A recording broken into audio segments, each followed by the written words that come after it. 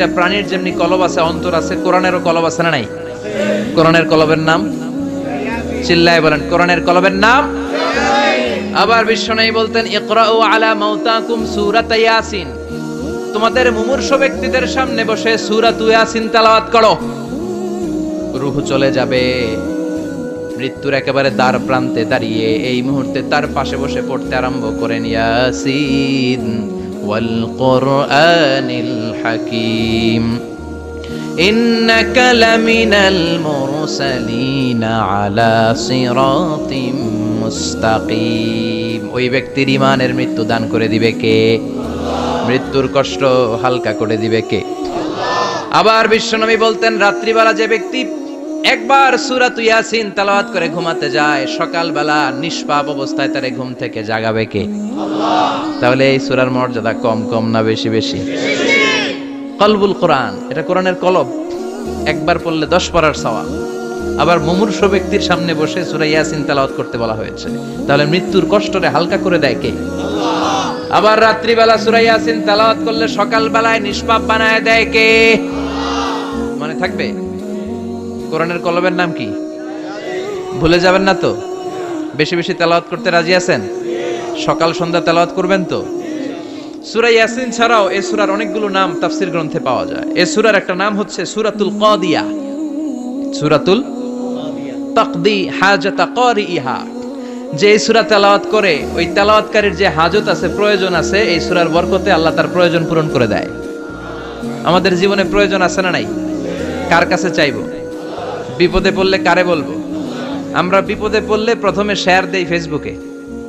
কোথায় শেয়ার? আগে শেয়ার দিব কার কাছে? মনে থাকবে? বিপদে পড়লে ফেসবুকে শেয়ার দিব না, বন্ধুরে শেয়ার করব না, বউয়ের কাছেও পরে শেয়ার করব, আগে শেয়ার করব কার কাছে? মনে থাকবে? এজন্য বিশ্বনবী বলতেন, এই সূরার নাম সূরাতুল কাদিয়া, মানুষের হাজত পূরণ করে দেয়। এই সূরা তেলাওয়াত করে যদি আপনি আল্লাহর কাছে কোনো বিপদ থেকে পানা চান অথবা কোনো প্রয়োজন নিয়ে দোয়া করেন, সূরার বরকতে প্রয়োজনটা পূর্ণ করে দেয় কে? আল্লাহ। কেউ যেটা পারে না পারে কে? আল্লাহ। কেউ যেটা দেয় না দেয় কে? আল্লাহ। কেউ যেটা শোনে না শোনে কে? আল্লাহ।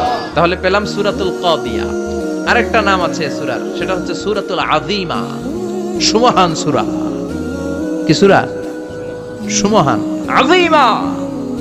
এই আযীম আর আযীমা এই শব্দ দুইটা অনেক দামি, আল্লাহ যে কোনো জায়গায় ব্যবহার করেন নাই। বিশ্বনবীর চরিত্রের উপমা দিতে যে আল্লাহ আযীম শব্দ বলেছেন, তাই না? রব্বুল আলামিন বলেন, ওয়া ইন্নাকা লাআলা খুলুকিন আযীম।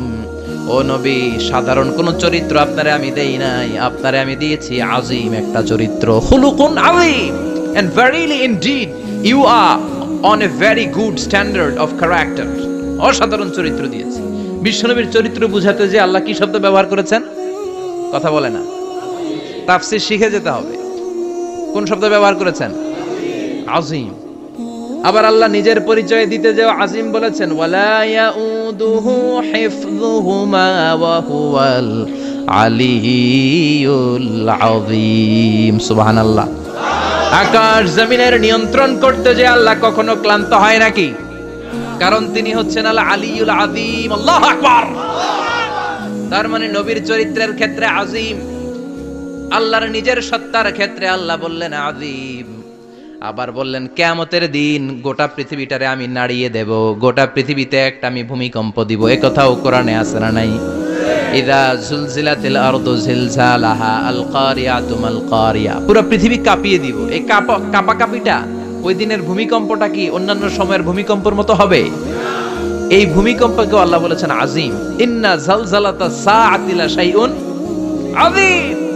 সেদিনের ভূমিকম্প সাধারণ কোনো আর্থকোয়েক নয়, সাধারণ ভাইব্রেশন না, এটা আযীম।